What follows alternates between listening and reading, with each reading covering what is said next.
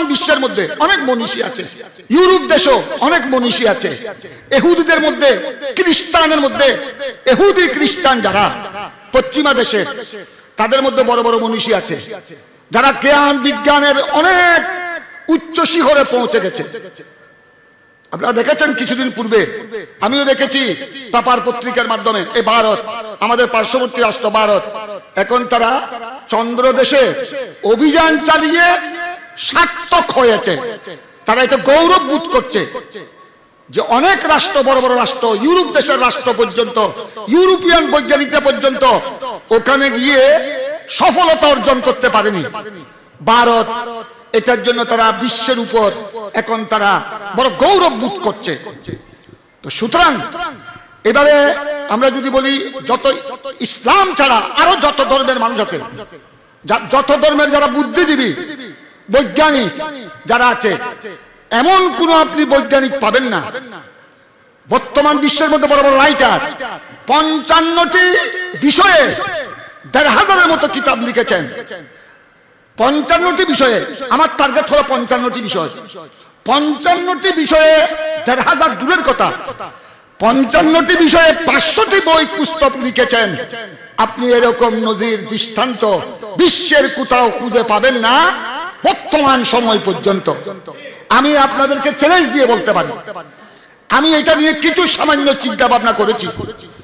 আমি আপনাদের মতো কিন্তু অনলাইনে তেমন এক্সপার্ট নয়, আমি সায়েন্সের ছাত্র নই, আমি বিজ্ঞানের ছাত্র নই, আমার লেখাপড়া শুধু জামে আহমদিয়া সুন্নিয়া। আমি আপনাদের মতো হাই স্কুল কলেজ লেভেলে আমি পড়ি নাই। আমার ছাত্র অনেকে আছে ডক্টর, আমি কিন্তু শুধু অনলি ফর কামেল। আমি আমাদের ঘরের পাশে মাদ্রাসায় কয়েক জমাত পড়েছি, তারপর শশুন থেকে কামেল হাদিস পর্যন্ত আমার জামেয়ায়। আমার ক্লাস লেখাপড়া সেখানে সীমাবদ্ধ। আমি কলেজের দুয়ারে যাইনি, ইউনিভার্সিটির এখন কোনো কামরা ক্লাসও আমি দেখি নাই এখনো পর্যন্ত।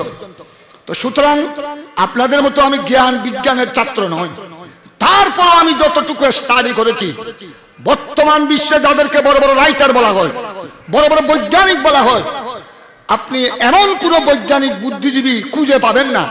শুধু আমি মুসলিমের কথা বলছি না, মুসলিম ও মুসলিম প্রত্যেক ধর্মের বড় বড় বৈজ্ঞানিক রাইটার, আপনি 55টি ভাষায় তারা কিতাব লিখেছেন, বই পুস্তক লিখে পৃথিবীতে আলোড়ন সৃষ্টি করেছেন। ইমাম আলা হযরত ছাড়া তৃতীয় জন আপনারা খুঁজে বের করতে পারবেন না।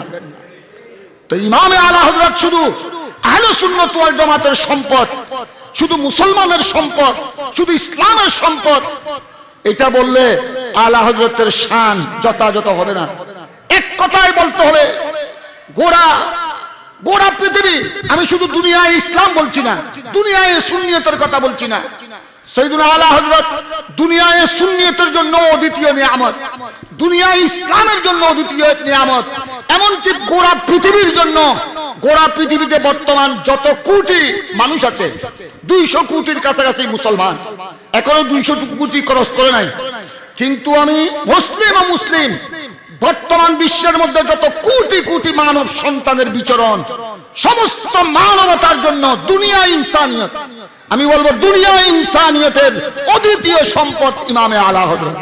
প্রথমে একটা অনুবাদ আমার নিকট নিয়ে আসলো, আদ-দাওলাতুল মক্কিয়া বিল মাদ্দাতিল গায়বিয়া।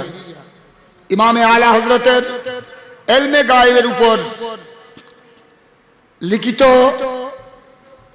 আলোড়ন সৃষ্টিকারী আরবি ভাষায় আদ-দাওলাতুল মক্কিয়ার অনুবাদ আমাকে দেখাবার জন্য আনলো। আলহামদুলিল্লাহ, তখন থেকে মনে হয় এটা 25-30 বছর আগের ইতিহাস। আলহামদুলিল্লাহ, তখন থেকে তার কলম চলছে। আল্লাহ যেন এই কলমকে যেন অব্যাহত রাখেন, আরো বেশি খেদমত আঞ্জাম দেওয়ার আল্লাহ যেন তৌফিক দান করেন। আমি তখন তাকে আমার একজন স্নেহের হিসেবে নসিহত করেছিলাম, বাবা এই সাপ্তাহ বাদ দিয়ে দিও, যেগুলি মাকুলাত আর দাওলাতুল মক্কিয়ার যেগুলি মাকুলাত, লজিক, যুক্তি, এগুলি সাধারণ মানুষ তো দূরের কথা, আমার দৃষ্টিতে ভালো ভালো প্রখ্যাত আলেম, শীর্ষস্থানীয় আলেম পণ্ডিত, তারাও সহজে বুঝবে না। আমিও এই সাপ্তাহ অনেক জায়গা বুঝি নাই, পরিষ্কার কথা। তুমি এটা বাদ দিয়ে দাও, যেগুলি মনকুলাত, ইমামে আলা হযরত যেগুলি কোরআন হাদিসের দলিল প্রমাণের ভিত্তিতে আমার প্রিয় নবীর জন্য ইলমে গায়ব প্রমাণিত করেছেন। আমার নবীকে আল্লাহ অদৃশ্য জ্ঞান ভান্ডার দান করেছেন। কোরআন সুন্নাহর ভিত্তিতে যে আলোচনাটা স্থান পেয়েছে, যেটার নাম মনকুলাত, তুমি এটাই শুধু অনুবাদ করো। তা আল্লাহর শুকর, দীর্ঘ 30-35 বছর পর আজ তার লিখিত দৃষ্টি বই, যেখানে অধিকাংশ ইমামে আলা হযরতের কিতাবের বাংলা অনুবাদ।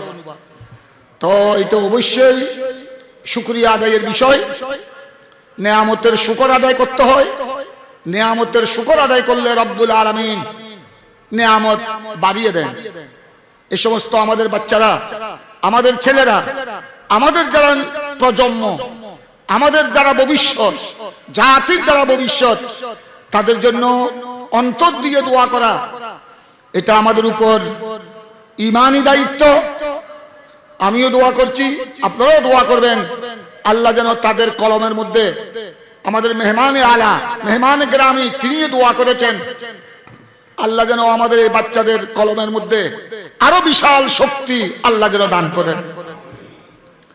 আমি লম্বা কথায় যাব না, মূল কিছু বক্তব্য আমাদের পক্ষ থেকে অ্যাডভোকেট মোসাউদ্দিন বখতিয়ার সাহেব, আমাদের মৌলানা আব্দুস সামাদ সাহেব যে কথাগুলো বলেছেন আমার খুব ভালো লেগেছে। এই কথাগুলি আমাদের সকলের হৃদয়ের কথা। আমি ওইদিকে আর যাচ্ছি না। আমি শুধু আমার দুটি কথার মধ্যে একটি কথা আপনাদের সামনে বলবো, যে কথাটি আমাদের গৌসিয়া কমিটি বাংলাদেশের চেয়ারম্যান আলহাজ পিয়ার মোহাম্মদ সাহেব আমার উপস্থিতিতে দুইটি আলা হযরত কনফারেন্সে বলেছিলেন। একটা বহদ্দারহাট আরবি কনভেনশন হলে, আরেকটি আমাদের বাড়ির পাশে কুলগাঁও জালাবা ইমামে আলা হযরত কনফারেন্সে তিনি বলেছিলেন, তিনি ওই কথাটি আমার বড় পছন্দ হয়েছে, বড় পছন্দনীয় হয়েছে, যে আমরা তো আপনাদের মতো আলেম নয়, তবে গৌসিয়া কমিটির খেদমতগার হিসেবে এতটুকু বলতে পারবো যে বর্তমান গৌসিয়া কমিটি বাংলাদেশে যত জেলা আছে, যত উপজেলা আছে, যত থানা, যত গ্রাম আছে, প্রত্যেক জেলা, উপজেলা, থানা, গ্রামে গৌসিয়া কমিটির শাখা এখনো প্রতিষ্ঠিত হয়নি। কিন্তু তিনি বলেছেন যে আমার যতটুকু জরিপ, তিনি তো গৌসিয়া কমিটি বাংলাদেশের কেন্দ্রীয় চেয়ারম্যান, গোটা বাংলাদেশের আনাচে কানাচে তিনি ভ্রমণ করেন, বিশ্বের অনেক জায়গায় তিনি ভ্রমণ করেছেন গৌসিয়া কমিটির খেদমতের জন্য। যে আমার জানা মতো অন্তত বাংলাদেশের প্রায় অর্ধেক স্থানে, প্রতিটি জেলায় গৌসিয়া কমিটি শাখা প্রতিষ্ঠিত না হলো প্রায় 30-35টি জেলায়, অনেক উপজেলা, অনেক গ্রামে, টেকনাফ থেকে তেতুলিয়া বিশাল একটা অংশে গৌসিয়া কমিটি বাংলাদেশের শাখা ইতিমধ্যে প্রতিষ্ঠিত হয়েছে। তো অন্তত আপনারা যদি আমাদেরকে সহযোগিতা করেন, যারা আলা হযরত প্রেমী, আমরা অন্তত আর কিছু করতে না পারলো যত জায়গায় গৌসিয়া কমিটির শাখা হয়েছে বাংলাদেশে এবং বাংলাদেশের বাইরে, ইউরোপ কান্ট্রি পর্যন্ত, আমরা সেখানে আলা হযরতের, আপনারা যদি আমাদেরকে সহযোগিতা করেন, আলা হযরতের বর্তমান যে রচনাগুলো বাজারে মার্কেটে এসেছে, বাংলা অনুবাদগুলো যদি আমাদেরকে দেন, আমরা ইনশাআল্লাহ যত জায়গায় গৌসিয়া কমিটির শাখা হয়েছে সেখানে আমরা আলা হযরতের চর্চা পৌঁছিয়ে দেওয়ার চেষ্টা করব। আমার মনে হয় আমরা যদি ওনার এই কথাকে একটু উপলব্ধি করি, একটু সুবিবেচনা করি, এটাকে যদি আমরা অন্তরা স্থান দিই, আমরা সৈয়দনা আলা হযরতকে, এখন আমি আমার জানা মতে আলা হযরতকে আমরা চট্টগ্রামে সীমাবদ্ধ রেখেছি। হয়তো চট্টগ্রামের বাইরে আমার দৃষ্টিতে কিছু জেলায় আছে, হবিগঞ্জ, সিলেট, সৈয়দপুর, উত্তরবঙ্গের কিছু সামান্য অঞ্চলে আলা হযরতকে নিয়ে চর্চা হচ্ছে, চট্টগ্রামে একটু বেশি হচ্ছে। আলহামদুলিল্লাহ, এটা চট্টগ্রামের খুশনসিবি, এটা চট্টগ্রামের সৌভাগ্য। আর এমনিও তো বাংলাদেশের প্রত্যন্ত অঞ্চলে ইসলাম পৌঁছেছে চট্টগ্রাম দিয়ে, যেহেতু এটা বন্দর নগরী। বন্দরে আল্লাহর ওলি এসেছেন, তখন তো আকাশপথ ছিল না, স্থলপথ ছিল না, জলপথ ছিল, নৌযান ছিল। আল্লাহর ওলিরা এসেছিলেন তখন নৌপথে। ওই চট্টগ্রাম বন্দর দিয়ে প্রথমে ইসলামের আওয়াজ পৌঁছেছে এই চট্টগ্রামে। এখান থেকে অন্যান্য ডিস্ট্রিক্টে, উপজেলায়, গ্রাম অঞ্চলে ছড়িয়ে পড়েছে। তো আমরা যদি অন্তত গৌসিয়া কমিটিকে যদি আমরা টার্গেট করি এবং গৌসিয়া কমিটির মাধ্যমে যদি আমরা চট্টগ্রাম সহ চট্টগ্রামের বাহিরে যত জায়গায় গৌসিয়া কমিটির শাখা হয়েছে, গৌসিয়া কমিটির শাখার মাধ্যমে আমরা যদি আলা হযরতকে আরেকটু ব্যাপক বাংলাদেশের প্রত্যন্ত অঞ্চলে আমরা যদি প্রচার প্রসার করতে পারি, আমার মনে হয় আমরা আলা হযরতের চর্চা আরো জোরদার হবে, আলা হযরতের উপর গবেষণা আরো সুন্দর হবে। আমরা ইনশাআল্লাহ আমরা আরো একটু গন্তব্যস্থলের দিকে এগিয়ে যেতে পারবো। কারণ আমি মনে করি আলা হযরতকে আমরা যত বেশি পৌঁছাতে পারবো, আলা হযরতের জ্ঞান, বিজ্ঞান, দর্শন, আলা হযরতের বুজুর্গি, বেলায়েত, উনাকে আমরা যত বেশি প্রসারিত করতে পারবো, তত সুন্নিয়তের ময়দান উর্বর হবে, তত সুন্নিয়তের ময়দান মজবুত হবে, তত আল্লাহর বান্দারা উপকৃত হবেন। তাই এদিকে আপনাদের সুদৃষ্টি কামনা করছি, সুবিবেচনা কামনা করছি এবং প্রত্যেক সুন্নি দরবারের প্রতি, সুন্নি দরবার, সুন্নি সংগঠন, রাজনৈতিক ও রাজনৈতিক প্রত্যেক সুন্নি অঙ্গনকে আমি মোবারকবাদ জানাই।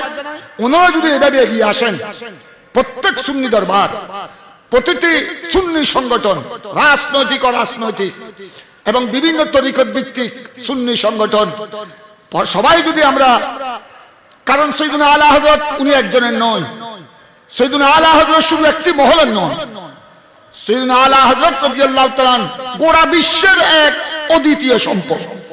তো সুতরাং সংকীর্ণতাকে বাদ দিয়ে সৈয়দনা আলা হযরত রাদিয়াল্লাহু তাআলা আনহুর হয়তো উনার কোনো মাসলা, হয়তো কোনো দরবারের পছন্দ নাও হতে পারে, ওনার বিভিন্ন লিখনি হয়তো আমার আপনার বিপক্ষে যেতে পারে, কিন্তু উনি হকটা তুলে ধরেছেন। কোরআন সুন্নাহ ইজমাকে আজকে সামনে নিয়ে ওনার কলম দিয়ে সত্যটা বের হয়েছে। তো সুতরাং আলা হযরত আমাদের প্রত্যেকের সম্পদ। এই বিবেচনায় প্রত্যেক দরবার যদি আমরা এগিয়ে আসি, সুতরাং সুন্নিয়তের ময়দান আরো সুন্দর হবে, আমাদের কার্যক্রম আরো সার্থক হবে, সুন্নি অঙ্গন আরো আলোকিত হবে। আমার এই একটি কথা। আরেকটি কথা হলো, আমরা শুধু সৈয়দনা আলা হযরতকে, এটা আমাদের জজবা হতে পারে, হয়তো আমাদের এটা চেতনা হতে পারে, কিন্তু সৈয়দনা আলা হযরত কে যদি আমরা ভালোভাবে যদি একটু চিন্তা করি, শুধু সুন্নি অঙ্গনের জন্য আলা হযরত অদ্বিতীয় সম্পদ তা নয়। আমি এখানে আপনারা কিছু উপস্থিতির সংখ্যা একটু নগণ্য হলো, কিন্তু কিছু কিছু চেহারা আমি দেখতেছি। আপনারা যারা সমাজ নিয়ে চিন্তা করেন, আপনারা যারা জ্ঞান বুদ্ধি নিয়ে চিন্তা ভাবনা করেন, একটু ব্রড মাইন্ড, উদারতা, উদার মনে আপনারা কিছু সুন্নিয়ত কি ইসলামকে নিয়ে যারা চিন্তা ভাবনা করেন, এরকম শিক্ষিত মহলের আমি দৃষ্টি আকর্ষণ করছি। আপনারা অনলাইন সম্পর্কে আমার থেকে আরো বেশি ভালো ওয়াকিফা, আরো বেশি অবগত, কিন্তু আমার যেটা অনুধাবন, আমার যেটা অন্তরের বক্তব্য, এটা হলো সৈয়দনা আলা হযরত, এখানেও আলোচনা হয়েছে 55টি বিষয়ে, তিনি 50-এর উপর 55টি বিষয়ে তিনি 1000-এর মতো কিতাব লিখেছেন। কিন্তু আমি আপনাদের দৃষ্টি আকর্ষণ করছি, বর্তমান বিশ্বের মধ্যে অনেক মনীষী আছে, ইউরোপ দেশও অনেক মনীষী আছে, ইহুদিদের মধ্যে, খ্রিস্টানের মধ্যে, ইহুদি খ্রিস্টান যারা পশ্চিমা দেশে, তাদের মধ্যে বড় বড় মনীষী আছে, যারা জ্ঞান বিজ্ঞানের অনেক উচ্চ শিখরে পৌঁছে গেছে। আপনারা দেখেছেন কিছুদিন পূর্বে, আমিও দেখেছি পেপার পত্রিকার মাধ্যমে, এই ভারত, আমাদের পার্শ্ববর্তী রাষ্ট্র ভারত, এখন তারা চন্দ্র দেশে অভিযান চালিয়ে সার্থক হয়েছে, তারা এটা গৌরব বোধ করছে যে অনেক রাষ্ট্র, বড় বড় রাষ্ট্র, ইউরোপ দেশের রাষ্ট্র পর্যন্ত, ইউরোপিয়ান বৈজ্ঞানিকরা পর্যন্ত ওখানে গিয়ে সফলতা অর্জন করতে পারেনি। ভারত এটার জন্য তারা বিশ্বের উপর এখন তারা বড় গৌরব বোধ করছে। তো সুতরাং এভাবে আমরা যদি বলি, যত ইসলাম ছাড়া আরো যত ধর্মের মানুষ আছে, যত ধর্মের যারা বুদ্ধিজীবী বৈজ্ঞানিক যারা আছে, এমন কোন আপনি বৈজ্ঞানিক পাবেন না বর্তমান বিশ্বের মধ্যে বড় বড় রাইটার 55টি বিষয়ে 1,500-এর মতো কিতাব লিখেছেন। 55টি বিষয়ে, আমার টার্গেট হলো 55টি বিষয়। 55টি বিষয়ে 1,500 দূরের কথা, 55টি বিষয়ে 500টি বই পুস্তক লিখেছেন। আপনি এরকম নজির দৃষ্টান্ত বিশ্বের কোথাও খুঁজে পাবেন না বর্তমান সময় পর্যন্ত।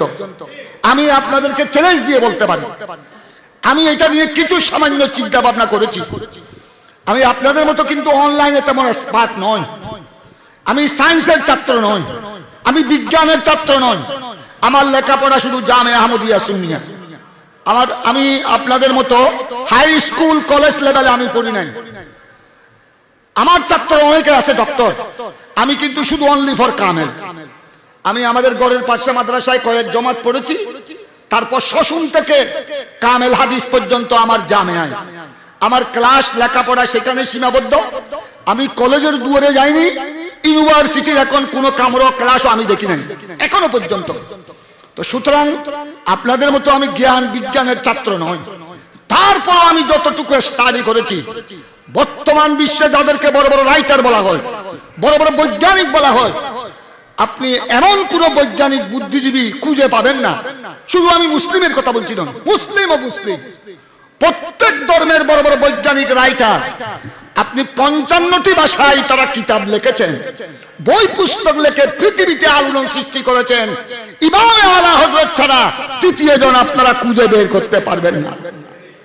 তো ইমামে আলা হযরত শুধু আহলে সুন্নাত ওয়াল জামাতের সম্পদ, শুধু মুসলমানের সম্পদ, শুধু ইসলামের সম্পদ, এটা বললে আলা হযরতের শান যথাযথ হবে না। এক কথায় বলতে হবে, গোড়া পৃথিবী, আমি শুধু দুনিয়ায় ইসলাম বলছি না, দুনিয়ায় সুন্নিয়তের কথা বলছি না। সাইয়েদুনা আলা হযরত দুনিয়ায় সুন্নিয়তের জন্য অদ্বিতীয় নিয়ামত, দুনিয়ায় ইসলামের জন্য অদ্বিতীয় নিয়ামত, এমনকি গোড়া পৃথিবীর জন্য। গোড়া পৃথিবীতে বর্তমান যত কোটি মানুষ আছে, 200 কোটির কাছাকাছি মুসলমান, এখনো 200 কোটি ক্রস করে নাই। কিন্তু আমি মুসলিম ও মুসলিম বর্তমান বিশ্বের মধ্যে যত কোটি কোটি মানব সন্তানের বিচরণ, সমস্ত মানবতার জন্য দুনিয়া ইনসানিয়ত, আমি বলবো দুনিয়া ইনসানিয়তের অদ্বিতীয় সম্পদ ইমামে আলা হযরত। সুতরাং আমাদেরকে আলা হযরত রাদিয়াল্লাহু তাআলা আনহু, এটা আল্লাহর বড় নিয়ামত। ওই আলা হযরতকে আল্লাহ আমাদের ভাগ্যে দান করেছেন, আহলে সুন্নাত ওয়াল জামাতের ভাগ্যে দান করেছেন। এটা হলো আমাদের জন্য বড় খুশনসিবি। কিন্তু সাইয়েদুনা আলা হযরত গোড়া পৃথিবীর জন্য, গোড়া পৃথিবীর যত কোটি কোটি মানব সন্তান রয়েছে প্রত্যেকের জন্য অদ্বিতীয় নিয়ামত ইমামে আলা হযরত, সরকারে আলা হযরত। তাই আমরা উনাকে নিয়ে যত চর্চা করতে পারবো, যত বেশি গবেষণা করতে পারবো, ইসলামের ময়দান আরো সুন্দর হবে, আহলে সুন্নাত ওয়াল জামাতের ময়দান আরো উর্বর হবে। আপনাদের খেদমতে এই আবেদন জানিয়ে আমরা যেন আর বসে না থাকি, আমরা যেন, তবে আরেকটি ওই দিনও আমি বলেছিলাম আরবিতে, আমরা সাইয়েদুনা আলা হযরতকে মাদ্রাসা, সুন্নি মাদ্রাসার অঙ্গনে যতটুকু পৌঁছাতে পেরেছি, এখনো আমরা কলেজ ইউনিভার্সিটি লেভেলে, আমরা কলেজ ইউনিভার্সিটি, মেডিকেল কলেজ, এখানে আমরা এখনো আলা হযরতকে তেমন বেশি পৌঁছাতে পারি নাই। যতক্ষণ পর্যন্ত জ্ঞানী গুণী শিক্ষিত সমাজের কাছে, ছাত্র শিক্ষকের কাছে আমরা আলা হযরতকে যথাযথভাবে পৌঁছাতে পারবো না, ততক্ষণ পর্যন্ত সুন্নিয়তের ময়দান উর্বর হবে না। এখন বর্তমানে অনেক অগ্রসর হয়েছে, পৃথিবীর বিভিন্ন ইউনিভার্সিটিতে আন্তর্জাতিক লেভেলে অনেক বড় বড় ইউরোপ দেশও আলা হযরতের উপর পিএইচডি এমফিল হয়েছে। এটা আমাদের জন্য সুখের বিষয়। তারপরেও কিন্তু আমরা যথাযথভাবে যেরকম পৌঁছানো দরকার, জামিয়ার অঙ্গনে সুবহানিয়া মাদ্রাসা, সিবাতলি মাদ্রাসা, সুন্নি মাদ্রাসায় যতটুকু আলা হযরতকে নিয়ে শিক্ষক ছাত্ররা চিনে জানে, কিন্তু আমরা কলেজ ইউনিভার্সিটি লেভেলে এতটুকু আমরা পৌঁছাতে পারি নাই। যতক্ষণ আমরা এভাবে পৌঁছাতে পারবো না, ততক্ষণ সুন্নিয়তের ময়দান উর্বর হবে এটা আমরা আশা করতে পারি না।